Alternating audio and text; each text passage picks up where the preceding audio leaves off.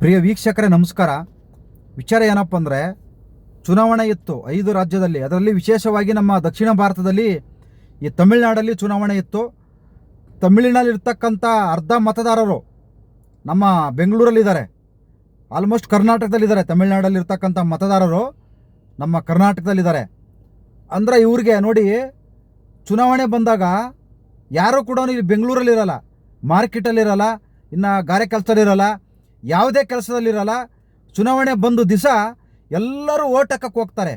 Vote ಹಾಕ್ಬಿಟ್ಟು ಅವ್ರ ಕೆಲಸ ಮುಗಿಸ್ಬಿಟ್ಟು ವಾಪಸ್ ತಿರ್ಗಾ ಬೆಂಗಳೂರಿಗೆ ಬರ್ತಾರೆ. ಅಂದರೆ ಯಾಕೆ ಹೋಗ್ತಾರೆ ಇವರು? ಓಟ್ ಹಾಕೋದು ಯಾಕೆ?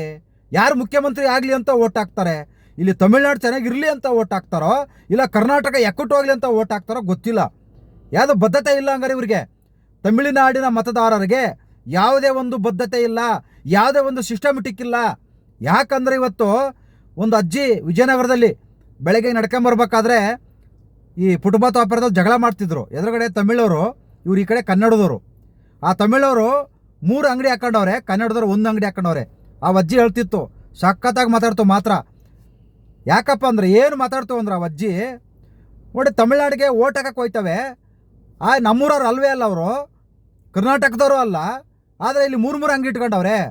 ಇವ್ರು ಇಲ್ಲಿ ಓಟ್ ಹಾಕ್ತಾರಾ? ಇಲ್ಲಿ ಓಟ್ ಹಾಕ್ತಾರೆ, ತಮಿಳ್ನಾಡಲ್ಲೇ ಓಟ್ ಹಾಕ್ತಾರೆ. ಅದು ಹೆಂಗೆ?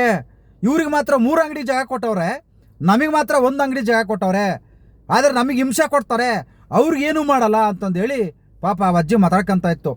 ಆ ಗಾಡಿಯಲ್ಲೇ ಕುಂತ್ಕೊಂಡು, ಇಲ್ಲೇ ವಿಜಯನಗರ ಬಸ್ ಸ್ಟಾಪಲ್ಲೇ ದಿನ ಅಲ್ಲೇ ಇರುತ್ತೆ, ಹೂವು ಮಾರ್ತಿರುತ್ತೆ ಪಾಪ ಅಜ್ಜಿ. ಆ ಥರ ಬೇರೆಯವ್ರಿಗೆ ಬೈತಾ ಇತ್ತು. ಅದು ಹಿಂಗೆ ಮಾಡ್ತಾರೆ ಇವರು. ಕರೆಕ್ಟಾಗಿ ನೋಡಿ, ಇವತ್ತು ಫುಟ್ಪಾತ್ ಅವ್ರದೇ, ತಮಿಳ್ನಾಡ್ದಾರೆ ಫುಟ್ಪಾತು. ಇವತ್ತು ಅವ್ರು ಕೂಡ ಪುಟ್ಕೋಸಿ ಅಂಜಲ್ ಕಾಸು ಇಸ್ಕೊಂಡು ಈ ವರ್ಷ 2,500 ಅಂತೆ, 2,500 ಕೊಟ್ಟವ್ರಂತೆ. ಅದು ಯಾರಿಗೆ? ಆ ವಿಜಯ್ ಬಂದಿರೋದಕ್ಕೆ ಜಾಸ್ತಿ ಆಯ್ತು ಅಂತ ಅಮೌಂಟು. ಈ ರೀತಿ ಮಾತಾಡ್ಕೊಂತವ್ರೆ. ಹಂಗಾರೆ ಇನ್ನು ದುಡ್ಡು ಇಸ್ಕೊಂಡು ಹೋಗಿ ಓಟ್ ಹಾಕಿ ಬಂದರೆ ಇನ್ನು ತಮಿಳ್ನಾಡು ಅಭಿವೃದ್ಧಿ ಆಗುತ್ತಾ? ತಮಿಳ್ನಾಡು ಮಾಡ್ತಾರ ಹಂಗಾರೆ? ತಮಿಳರು ಹೆಂಗಾರೆ ಅಲ್ಲಿರೋ ಮಕ್ಕಳು ಅಲ್ಲಿ ಹೆಂಗಾರೆ ಯಾಕೆ ಹಾಳಾಗಿ ಹೋಗ್ಲಿ? ನಮಗೇನು ಬೆಂಗಳೂರು ಐತೆ, ಕನ್ನಡಿಗರು ನಮ್ಮನ್ನು ಚೆನ್ನಾಗಿ ನೋಡ್ಕೊತಾರೆ. ಕನ್ನಡಿಗರು ಒಗ್ಗಟ್ಟಿಲ್ಲ, ಅವ್ರು ಏನೋ ಬೈದ್ರು ಕ್ಷಮೆ ಕೇಳಿಬಿಟ್ರೆ ಸುಮ್ಮನೆ ಆಗ್ಬಿಡ್ತಾರೆ, ಏನೂ ಮಾಡಲ್ಲ. ಕನ್ನಡಿಗರನ್ನ ಮೊದಲು ಬೈದ್ಬಿಟ್ಟು ಆಮೇಲೆ ಕ್ಷಮೆ ಕೇಳ್ಬೋದು. ತಪ್ಪಾಯ್ತಣ್ಣ ಅಣ್ಣ, ನಾನು ಹೇಳಿದ್ದು ಬಾಲ ತಪ್ಪಾಯ್ತಣ್ಣ, ನನ್ನ ಕ್ಷಮಿಸಿ ಬಿಡೋಣ ಅಂತಂದು ಹೇಳ್ಬಿಟ್ರೆ ನಮ್ಮ ಕನ್ನಡಿಗರು ನೋಡ್ದಾ ನಮ್ಮ ಹೆಂಗೆ, ಕನ್ನಡಿಗರ ಗೊತ್ತು, ಇಡೀ ಡೆಲ್ಲಿಗೆ ಗೊತ್ತು ಅಂತ ಹೇಳ್ಬಿಟ್ಟು ಕ್ಷಮೆ ಕೇಳಿಸಿದ ತಕ್ಷಣವೇ ಬಿಟ್ಬಿಡೋದು ಅಷ್ಟೇ. ಅದಕ್ಕೋಸ್ಕರನೇ ನಮ್ಮ ಕನ್ನಡಿಗರು ಒಗ್ಗಟ್ಟಿಲ್ಲ. ಅದರಿಂದ ಬೇರೆ ರಾಜ್ಯದವ್ರು ಬಂದು ಇಲ್ಲಿ ತಮಿಳ್ನಾಡಲ್ಲೂ ಓಟ್ ಹಾಕ್ತಾರೆ, ಇಲ್ಲಿ ಕರ್ನಾಟಕದಲ್ಲೂ ಓಟ್ ಹಾಕ್ತಾರೆ. ಹೇಳೋರು ಕೇಳೋರು ಯಾರೂ ಇಲ್ಲ. ನಮ್ಮ ಕರ್ನಾಟಕದ ರಾಜಕಾರಣಿಗಳಿಗೆ ಅನುಕೂಲ ಇದೆ ಇವರಿಂದ, ನಮಗೆ ಕನ್ನಡಿಗರಿಗೆ ಅನುಕೂಲ ಇಲ್ಲ. ಹೊರ ರಾಜ್ಯದವರಿಂದ ಕನ್ನಡಿಗರಿಗೆ ಅನುಕೂಲ ಇಲ್ಲ. ರಾಜಕಾರಣಿಗಳು ಕನ್ನಡದವರೇ, ಆದರೆ ರಾಜಕಾರಣಿಗಳಿಗೆ ಮಾತ್ರ ಅನುಕೂಲ ಇದೆ. ಯಾಕಂದರೆ ಅವ್ರಿಗೆ ಓಟ್ ಹಾಕ್ತಾರೆ ಫಿಕ್ಸು. ಇವತ್ತೆಲ್ಲೆಲ್ಲಿ ಕರ್ನಾಟಕದಲ್ಲಿ ಉಚಿತ ಮನೆಗಳು ಕಟ್ಟಿದ್ದಾರೆ, ಅದು ಬೆಂಗಳೂರಲ್ಲಿ ಉಚಿತ ಮನೆಗಳಿದಾವಲ್ಲ, ಅವು ಮುಕ್ಕಾಲು ಭಾಗ ತಮಿಳರವರೇ, ಕನ್ನಡದವ್ರು ಕಡಿಮೆನೇ. ತಮಿಳವ್ರಿಗೆ ಅತಿ ಹೆಚ್ಚು ತಮಿಳವರೇ ಉಚಿತವಾಗಿರೋದು. ನಾನು 30 ವರ್ಷ ಆಯಿತು, 50 ವರ್ಷ ಆಯಿತು, 60 ವರ್ಷ ಆಯ್ತು ಬಂದು, 40 ವರ್ಷ ಆಯ್ತು ಬಂದು ಅಂತಾರೆ. ಆದರೆ ಇನ್ನು ಎನ್ನ ಪನ್ನ ಪಿಕ್ಕ ಪಿಯೋ ಅಂತವೆ. ಇನ್ನು ಕನ್ನಡ ಮಾತಾಡಕ್ಕೆ ಬರಲ್ಲ.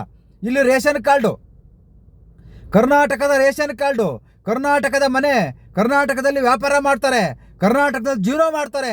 ಇನ್ನು ಎನ್ನಡ ಪಿನ್ನಡ ಕಿಕ್ಕಡ ಪೆಕ್ಕಡ ಅಂತವೆ. ಇನ್ನು ಇವ್ರ ಮಕ್ಕಕ್ಕೆ ಸುಡಿ ಬೆಂಕಿ ಇಕ್ಕ, ಇನ್ನು ಕನ್ನಡ ಕಲಿಯಲ್ಲ ಅಂದ್ರೆ ಇನ್ನು ಹೆಂಗೆ? ಅಲ್ಲಿ ಓಟ್ ಹಾಕಕ್ಕೆ ಹೋಗ್ತಾರೆ, ಇಲ್ಲಿ ಜೀವನ ಮಾಡಕ್ಕೆ ಬರ್ತಾರೆ.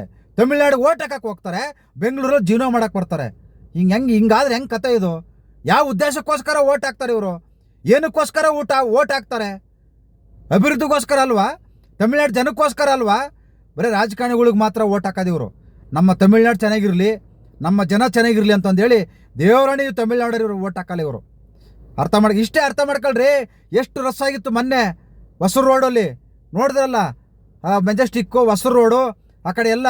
ಇಲ್ಲಿ ಮತ್ತು ಇಲ್ಲಿ ಸ್ಯಾಟ್ಲೈಟ್ ಬಸ್ ಸ್ಟ್ಯಾಂಡಲ್ಲಿ ತಮಿಳ್ನಾಡಿಗೆ ಹೋಗೋ ಬಸ್ ಒಂದೂ ಕಾಲಿಲ್ಲ.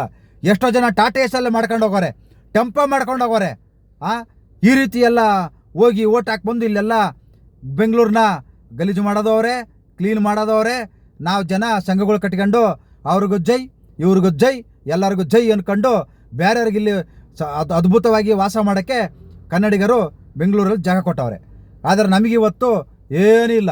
ನಾವು ಬಾಡಿಗೆ ಮನೆಗಳು ಕಟ್ಕೊಂಡು ಬಾಡಿಗೆ ಜೀವನ ಮಾಡ್ಕೊಂಡು ಒಂದು ಹೊತ್ತಿಗಾದರೆ ಒಂದು ಹೊತ್ತಿಲ್ಲ. ಅವರು ಒಂದು ಒಂದು ಮಳ ಹೂವು ಕಟ್ಕೊಂಡು ಜೀವನ ಮಾಡ್ತಾರೆ ತಮಿಳ್ನಾಡವರು. ಬರೀ ಏನು ಸಿಕ್ಕಾಪಟ್ಟೆ ಕಷ್ಟ ಬೀಳೋದೇ ಬೇಕಾಗಿಲ್ಲ. ಯಾಕೆ ಹೇಳಿ, ಸ್ವಂತ ಮನೆ ಇದೆ, ಅಲ್ಲಿ ಒಂದು ಸ್ವಂತ ಮನೆ ಇದೆ, ತಮಿಳ್ನಾಡಲ್ಲಿ ಒಂದು ಸ್ವಂತ ಮನೆ ಇರುತ್ತೆ, ಇಲ್ಲಿ ಒಂದು ಸ್ವಂತ ಮನೆ ಇದೆ. ಒಬ್ಬ ಎಳ್ಳಿನ ಮಾರನ ಮಾತ್ರ ಕರೆಕ್ಟಾಗಿ ಹೇಳ್ದ, ಅಣ್ಣ ಯಾಕಣ್ಣ ಓಟ್ ಹಾಕಕ್ಕೆ ಹೋಗಿಲ್ಲ ಅಂದರೆ, ಯಾಕಣ್ಣ ಹೋಗ್ಲಿ, ನಾನು ಬೆಂಗಳೂರಲ್ಲಿದ್ದೀನಿ, ಬೆಂಗಳೂರಲ್ಲಿ ಜೀವನ ಮಾಡ್ತೀನಿ, ಇಲ್ಲಿ ನನಗೆ ಅನ್ನ ಹಾಕ್ತಾ ಇದ್ದಾರೆ, ನಾನು ಅಲ್ಲಿಗೆ ಹಾಕೋಣ ಓಟ್ ಹಾಕಕ್ಕೆ ಹೋಗಲಿ, ನಾನು ಇಲ್ಲೇ ಓಟ್ ಹಾಕ್ತೀನಿ ಅಂತ ಹೇಳ್ದ. ಎಳ್ನೀರು ಮಾರ್ತಾ ಇರೋನು ಒಂದು ಮಾಗಡಿ ರೋಡಲ್ಲಿ. ಅವನ ಕೈಲಿ ಬೇಕಾದ್ರೆ ಮಾತಾಡಿಸೋ ಒಂದು ವಿಡಿಯೋ ಹಾಕ್ತೀನಿ. ಇಷ್ಟೇ, ತಮಿಳ್ನಾಡರಿಗೆ ಒಂದು ಸಿಸ್ಟಮೆಟಿಕ್ ಇಲ್ಲ, ಒಂದು ಬದ್ಧತೆ ಇಲ್ಲ, ನಮಗೆ ಕನ್ನಡಿಗರಿಗೆ ಒಗ್ಗಟ್ಟಿಲ್ಲ. ಇಷ್ಟೇ. ನಮಸ್ಕಾರ.